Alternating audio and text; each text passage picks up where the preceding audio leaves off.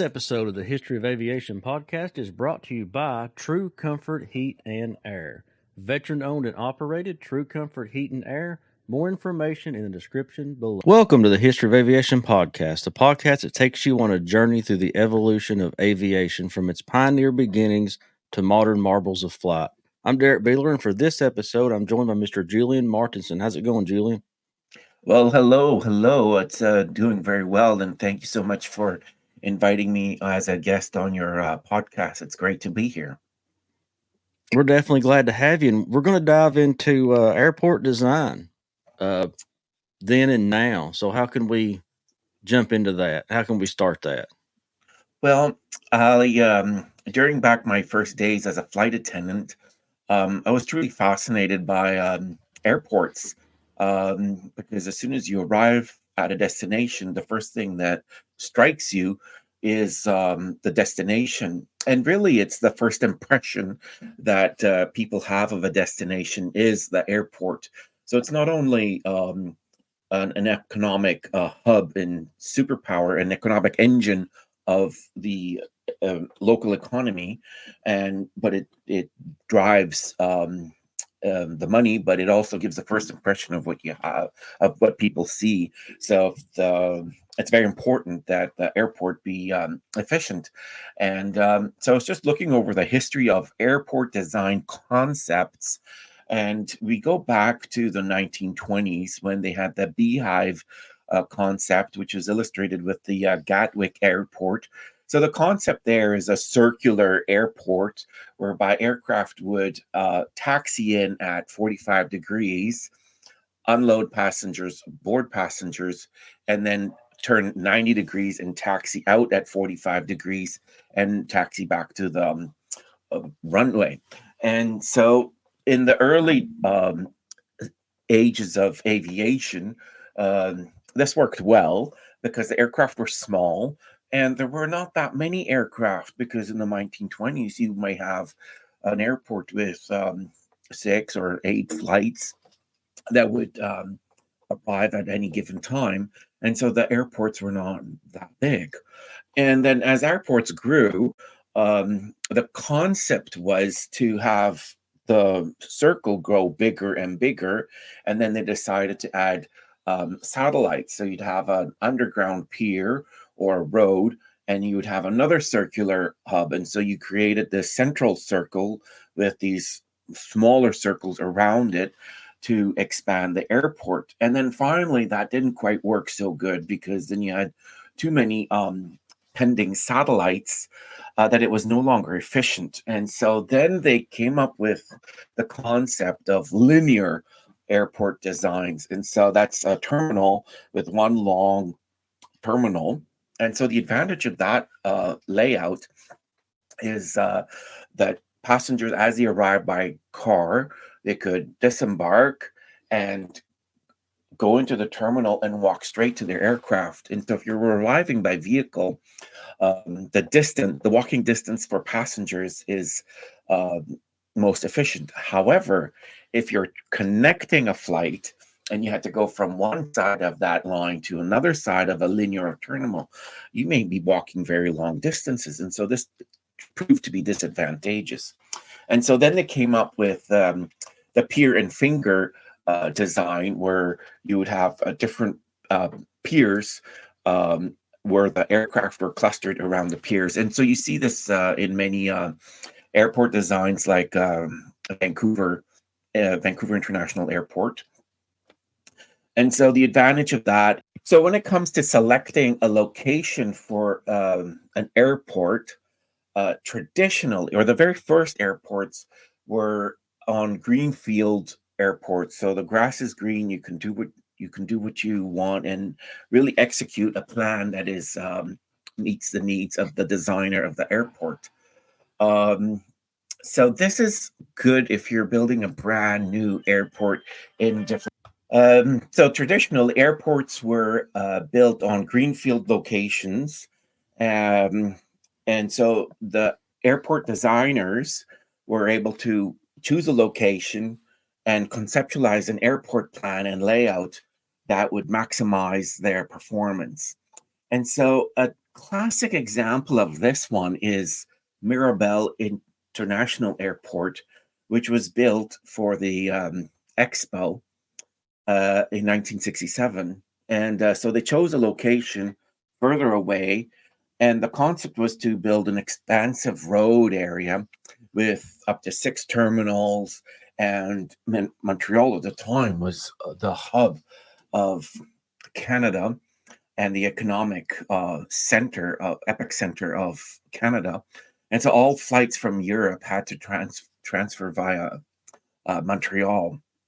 And so they built this big airport uh, out in the suburbs. Um, and so they welcomed the Olympic team, but then they had to get on a bus and travel almost an hour to get to downtown. And so passengers didn't like that because after a long flight, then you have to get off that airplane and get on a bus. And while they had plans for a subway or rapid transit system, it didn't get built.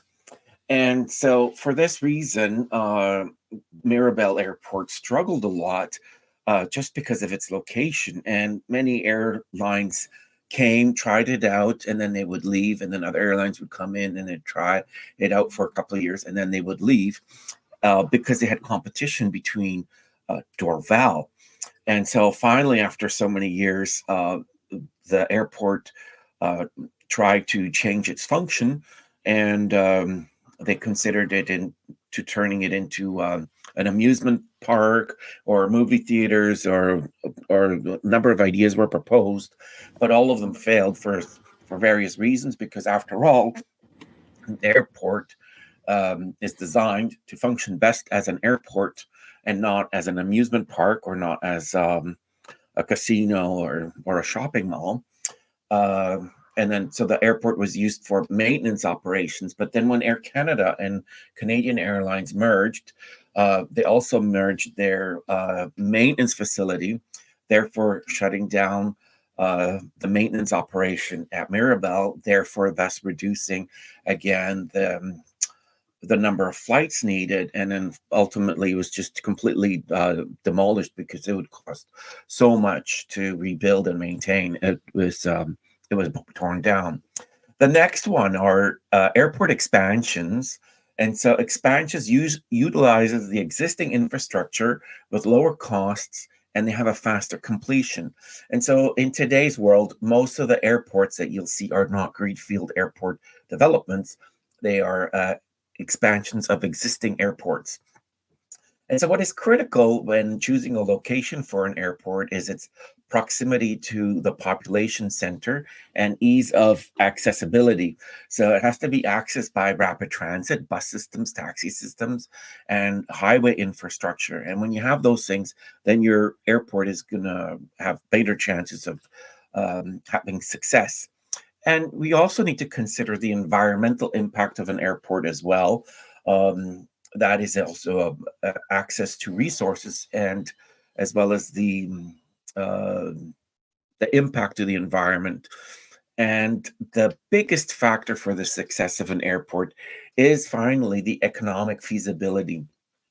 Are there enough uh, people in that geographic location able to afford air travel?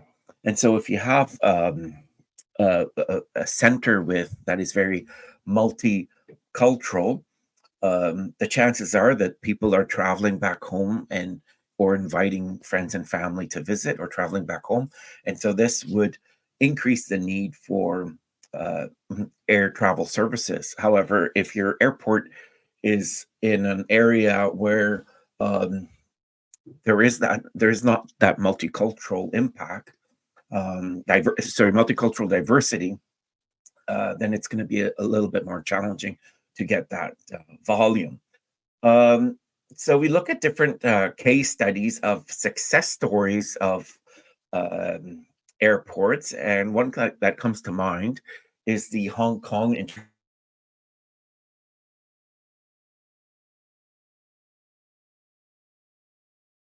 Airport, built on reclaimed land, strategic location and modern design, efficient operations.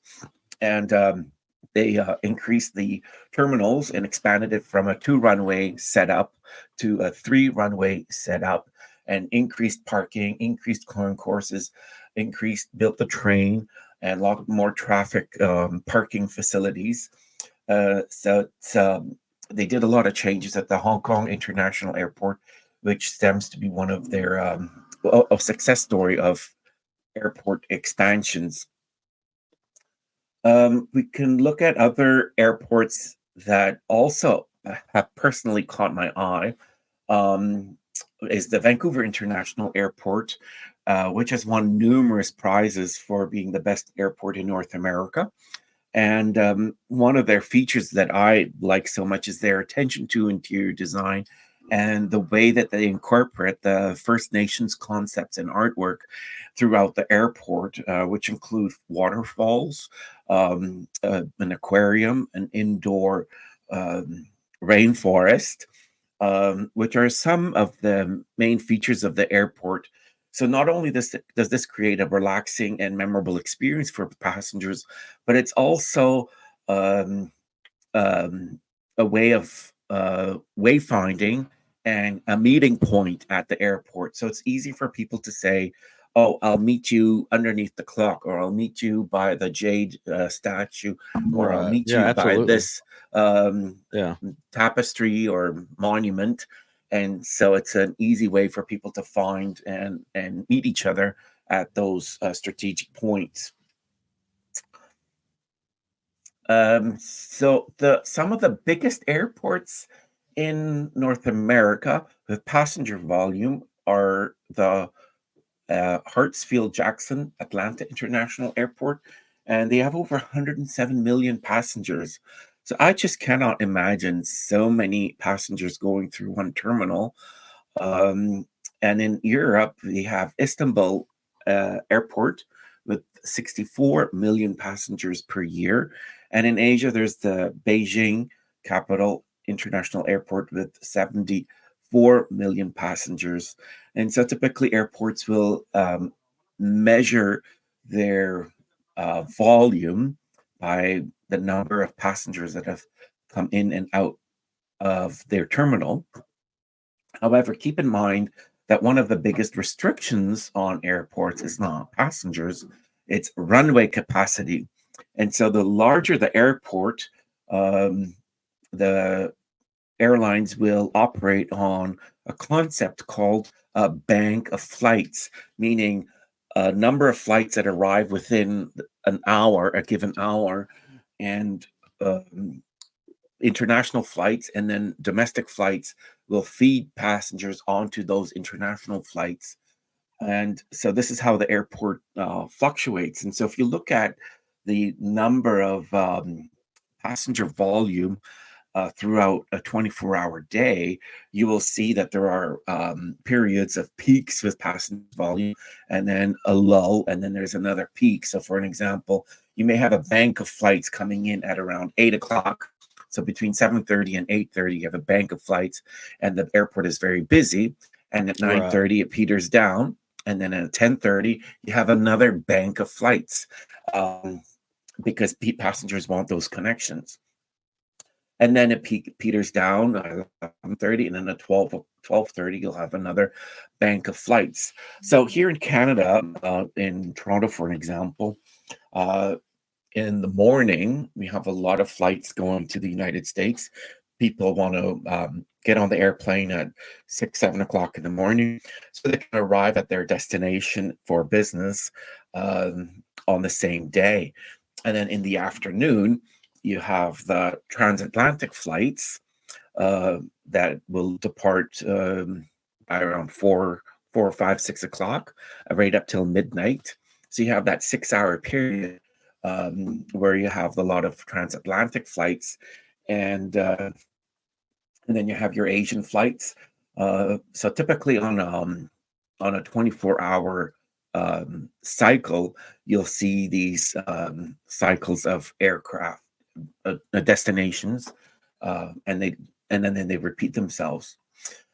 So this is always interesting to talk about the impact of passengers drive the airport, but not to overlook cargo and freight.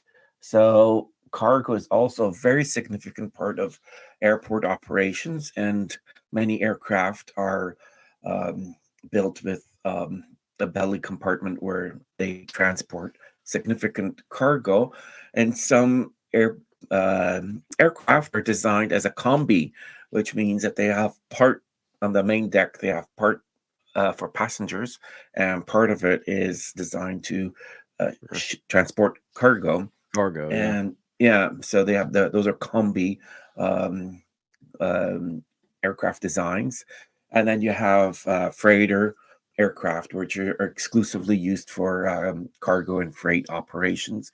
And it's quite amazing to see how much freight is actually being transported. So it's all high ticket items.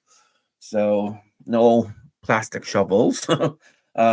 So on for aircraft cargo, typically they'll transport highly valuable items such as pharmaceuticals, technology, um, fashion, high fashion items, garments, textiles, as well as currency.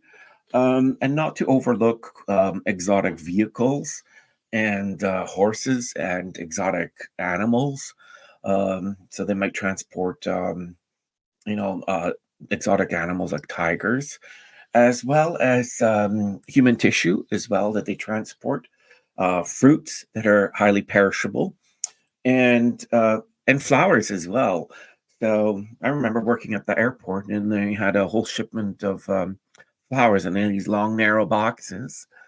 And sadly, they also transport human remains as well. Sometimes We see that around here at McGee Tyson, yeah. where they, so there's always a long coffin or something, which is always very moving. But Very much so. yeah, but you don't ship them by surface, by boat, because it takes too long. So those Right. things get always shipped by air. Um, and so we look at uh, the the like our economy has changed a lot. Typically, people went to the department store to make their purchases, but now everything is done online, and so Amazon Prime. well, this is exactly it. And Yep. so, over the last years, we've seen a major shift in people's buying habits, and so this has resulted in UPS and FedEx um, doing cargo uh, um, tr- cargo shipments. And so part of our studies was to look at the FedEx hub in Memphis, which is the international airport in the United States for FedEx. And keep in mind that FedEx is actually the largest airline with over 600 aircraft. And on any given night, they will sort over 1 million boxes. And on Christmas, it's as high as 1.3 million boxes or parcels are being sorted at the Memphis hub. And you literally see the entire economy of the United States um, pass before your eyes. Everything that has Mhm. been purchased Yep, that day absolutely. is comes right before your eyes in the Memphis hub, and you have these big conveyor belts, and hundreds of parcels are just coming through that system. And it's not only in the United States, but other airports around the world also have made their mark in cargo shipments, including the Hong Kong International Airport, which is the second largest cargo hub, um, sorting 4.8 million metric tons of cargo shipments. So that is an amazing number. So it's not to be overlooked in the part of the whole economy, the aviation economy.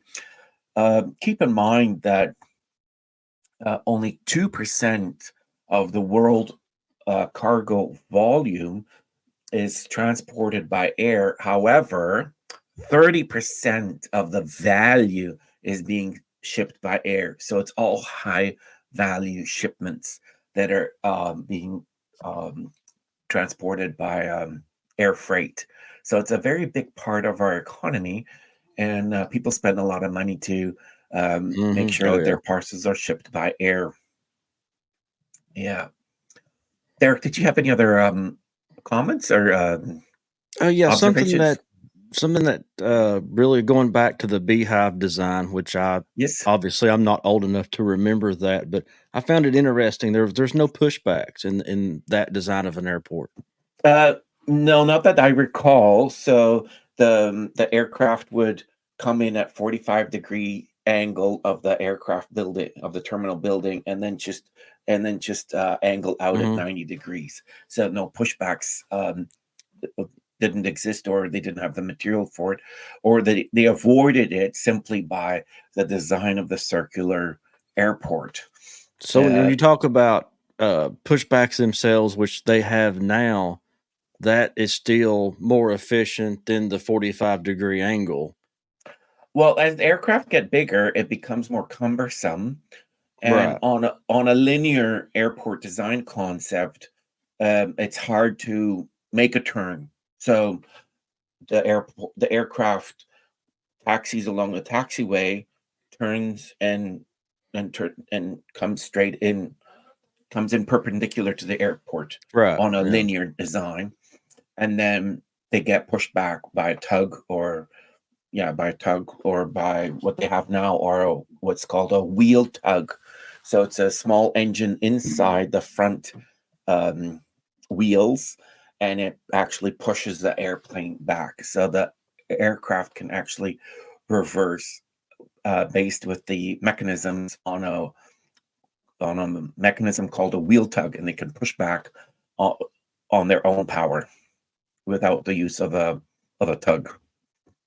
Right. So, when you're talking big aircraft like Airbus and such as that, a dream lifter or something like that's not going to be real easy to do that with. Well, that's a distinct conversation, for example. But at the Paris Air Show, they were featuring the wheel tug, and they had it modeled on the various aircraft. Um, so for the bigger aircraft, the wheels are a little bit bigger. So I think Hmm. that mechanism would be able to fit inside the tire, or the tires of um, of a big aircraft. If the aircraft is smaller, then it doesn't work so well. And keep in mind, as you size down to commercial jets, for an example, um, the wheel tug is um, could be as simple as 4x4 with a tug mechanism on it. So it's like a vehicle. And on the large aircraft, they use tractors, and they Right. use big, serious tugs, because um, those Boeings, the big Boeings and the Airbus 330s weigh a lot, and they require a lot of energy just to get that little bit of momentum going. Right. And you were talking about airports. One airport that I've never been to that intrigues me is Heathrow. Yeah, so Heathrow um, has also gone through an expansion, but their design is the concourse design. So they have different concourses, and the aircraft are circled around that. And so the passengers either go over a bridge, or in a tunnel underground to access the different concourses. Yeah, and you talk about the Atlanta airport too. It's pretty close to where I'm at in Knoxville, Tennessee, and just about any time, if you're on a Delta flight, especially, when you're leaving here, you're going to Atlanta. Hmm. Uh, and you've got even the shuttles, the subways inside the airport. It's Yeah, absolutely incredible. The moving, I guess you wouldn't call it a sidewalk. What would the moving yeah, they're the rolling sidewalks, moving sidewalks, rolling where you sidewalks? Yeah. where you just stand on it, and they propel you forward a little bit. And so this has become a new solution, although it's been around for many years, to facilitate the walking distances, or to make it easier for people to walk to their gates, because the distances are just so long that it was really tiresome to go from one side of the airport to the other. And this was often the complaint from new people coming to work at the local airport here, that it's so big that if deployment sent you from the domestic terminal to the US departures, you could be walking for 20 minutes, half an hour Right. before you arrive to the location where you were assigned your task. And God forbid that they um, change their mind and say, "Oh, sorry, we don't need you over there. We need you over there," and then you can spend another 20 minutes walking Another 20-minute walk. to walking to the other spot. Yeah. So you spend 40 minutes walking. Yeah, you can get in easily. You can get in 10,000 steps. Not a problem. That sounds like one of my days. Yeah. So in the future, airports will also um, develop a lot. So they were going to include biometric scanning. And we've seen some of that at Toronto Airport. Air Canada tried introducing that, so that passengers could get a biometric scan of their face. And then with that, you could access the business class snack bar. And so with that, you're doing a pilot project for biometric scanning, and then once they pass the trial phase, then they can use that on various flights or destinations, um, and then finally it'll be implemented system wide. And so this will create a touchless and seamless travel experience for the passenger. We'll also see automated baggage handling. So we see that also in Toronto Pearson, for an example. Um, Passengers can go to the kiosk, they scan their passport or ID card, it'll print their boarding pass, it'll print their tickets, their luggage tags, and the passenger puts their luggage tag on the suitcase themselves, takes it over to the belt, and the machine scans the suitcase, scans the weight, scans the tag, accepts the bag, and it'll be put onto the belt. The luggage belt underneath the airport are very extensive, because those suitcases need to go to all those gates in very timely manner, and your suitcase can get there faster than the what you can walk. And additionally, airports are going to become more environmentally sustainable, seeking to capture solar energy with solar panels, and we see that at the Dallas International Airport, as well as wind energy. And so this becomes also a little bit of controversial, because airports are seeking, they're high profile and they're in the eye of the public, and so they're seeking any way to enhance their image in the eyes of the public by taking on different energy saving solutions. And airports also need to be integrated into the public transportation hubs. So that includes rapid transit, trains, underground systems, taxis, and buses. So it's not just the airport itself; it needs to be directly linked with efficient transportation systems and options for the passengers. Not everybody wants the same transportation choices. And then we're looking forward to smart terminals and AI driven services.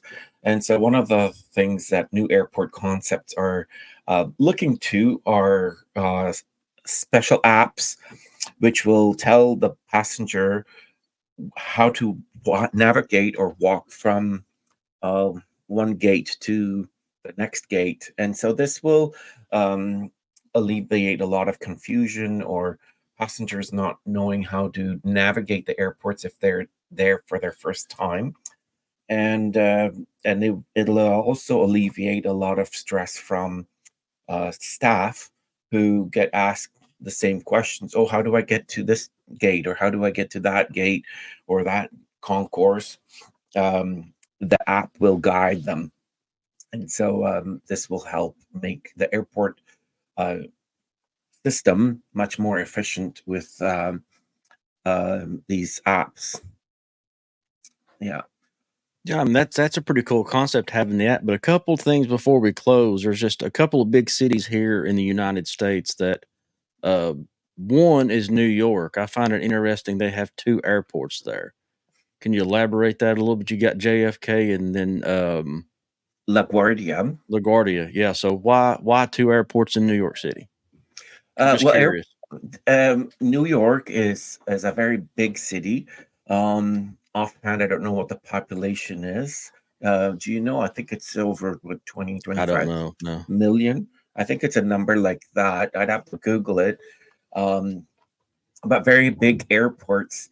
They start out with one airport and then they find that their capacity is not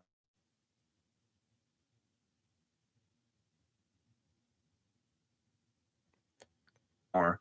And so then they build a second airport and meet with each other. LaGuardia was built long time ago. And at a certain point, it no longer became efficient and it no longer met the needs of the passengers. It no longer kept up with the innovative design. And so the new concept for airports is high ceilings, big windows so you can look out to the airfield. Passengers expect multiple choices of restaurants and Oh yeah. retail. Um, and the Got old, to have that Starbucks in there. absolutely. And whereas the old design of LaGuardia had a lot of food dispensers like soft drink and chip dispensers. And, when somebody's on a long flight and they want actually a meal, the Mm-hmm. airport could capitalize on that need for passengers for nourishment and provide them with either a sandwich or a full steak dinner, Right. Yeah. or even pizza if those facilities were available. And so now they've changed their model to incorporate those things as well as ample seating area and the modern intuitive and navigation systems to help guide the passengers to their gates. So they have more modern concepts for that, which were included, um, as well as cell phone charging terminals and Mm-hmm. accessibility and resources and a lot of things that changed in that renovation, but it cost many billions of dollars. However, when an airport does a renovation like that, it increases its impact in the community because airports not only are great for aviation, but they also drive a lot of employment from direct jobs, indirect jobs, and induced jobs. And not many people understand the difference. Direct employment are people that are employed directly at the airport. So that is airport and airline staff, and the indirect employment are employment related to hotel shuttle services, catering services, aircraft maintenance services, aircraft suppliers. All those operations are indirect employment. And then finally, we look at the induced impact, the induced economic impact of an airport or aviation, which an example of that is like a pilot that hires a nanny to work at home because they are on a layover or on a Right. flight. Yeah. And so it's not a service that's directly related to aviation, but it's induced because of the pilot that is now on a pairing or on a flight, Mm-hmm. and so they hire a nanny, and so this is induced economic impact. And so we always have to look at the three in part of when you're looking at the impact of an airport and the airlines. In addition, the aviation industry has a very strong impact on tourism and hospitality. And so this is a big driver for many destinations, one of my favorite being Cancun. Mm-hmm. Oh And yeah. so because of the beaches there, they've built numerous resorts, and tourism just flourishes. And because of, and this is therefore you require airport services. So it has, because of the airport, the tourism has expanded a lot over the years. And so you'll see that there are many examples around the world where we can see evidence of this as well. Yeah, and then you talk about going to the beach in the Caribbean and such. You have a very interesting airport down there in St. Martin where the folks stand at the gate so they can get so they can get blew backwards into the ocean there. Yeah, I've seen many videos of I have too. passengers Yeah. being blown away, and I've never tried it myself. But I can just imagine those aircraft with the big 747 with KLM, and when those engines are put on at full thrust, passengers are just literally blown off the beach and into the water. And part of the problem there is not sufficient space around the runway area. Hmm. It's a tight space, and so I think there's just a roadway and then the beach, so it's a really tight configuration. And I think a lot of tourists quite enjoy that. There have been some that fly down there just to do that. Oh my goodness. So So we could look at some of the global passenger volume of the year. So ICAO and IATA, they do data collection on the global aviation industry, and they say that the global passenger volume for 2023 is 4.5 billion passengers. That wow. is an amazing number of passengers, and they say that the industry is set to double in the next 10 to 15 years. And so when the passenger volumes doubles, then you're also going to need more aircraft, because you can only put Hmm. so many aircraft, so many passengers on a given um, aircraft. So the number of aircraft is also going to double. And therefore, you could assume that the number of staff or employees are also going to double. Um, so the rationale, the reasoning behind that is an airline that may have 4,000 pilots in 15 years, they would need 8,000 pilots. But let's say half of them retire in the next 10 years. That means that they were going to recruit 6,000 new pilots. So the industry is eager to recruit new manpower, both in the cockpit, in the cabin, and in multiple levels of the aviation industry, including air traffic control towers, airline and airport managers, as well as aircraft engineers. And so there's a big need in the industry to fill in that void that's being created by the increase in passenger volume and also by retirement at the same time. And so, as you have retirement and the industry growing up, expanding, it's creating a bigger and bigger gap. And not all areas of the world will face the same um, increase in in annual increase in passenger volume. Certain areas of the world are face higher volume. So according to ICAO and IATA, the global passenger volume is 4.5 billion passengers per year. And that is a lot of passengers being transported by the airlines and the aviation industry. Um, and so not only uh, the different regions of the world will experience higher Hmm. increases in passenger volume. And so this creates a big opportunity for those looking for stable and fulfilling employment. And so there are several reasons for this increase in passenger volume. Um, and one is because more passengers are traveling and it's becoming more accessible, but also because of retirement.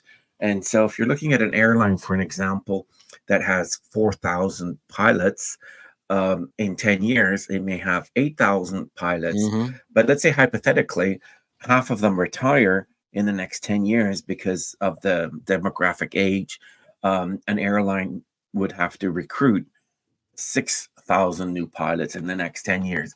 So it becomes the opportunity is much bigger than what you would see on the surface, because so many people are going to be retiring as well. And so for Yeah. those young people seeking careers in the aviation industry, whether it be pilot, air traffic controller, aircraft engineer, or aviation management, which includes airport management as well as airline managers.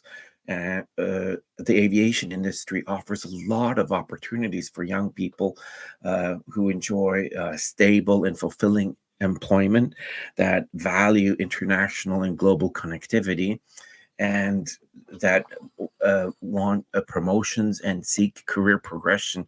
The aviation industry offers all these wonderful features for stable and fulfilling careers. Absolutely. And you just recently wrote a book to help that out.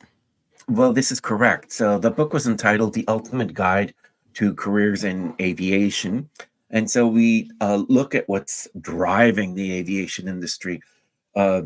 So one of the big factors that drives the industry is the change in manufacturing type. So we have the carbon fiber manufacturing, construction of aircraft, which is much lighter than the steel options from previous.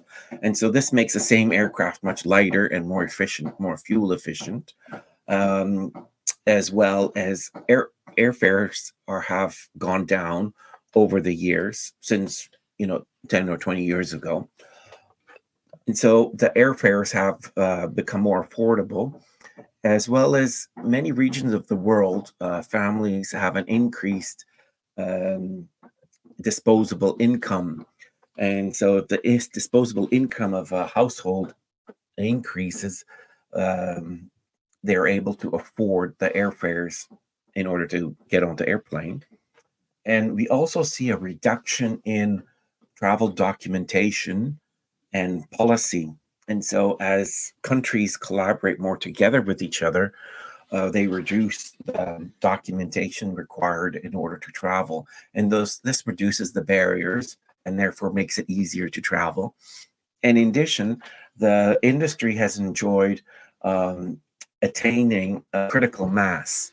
And so, unlike before, where many passengers had to transfer through hubs, Hmm. you are now able to fly direct to your destination. And so, with the introduction of the Airbus 321 long range, for an example, we were able to fly 240 passengers from a medium sized airport, long haul, to another medium sized airport, which before was unheard of because you had to get on either a 747 or an Airbus 330 in order to take you those long distances, Hmm. therefore forcing passengers in through a hub. But now with this new aircraft type, it's a game changer for the industry.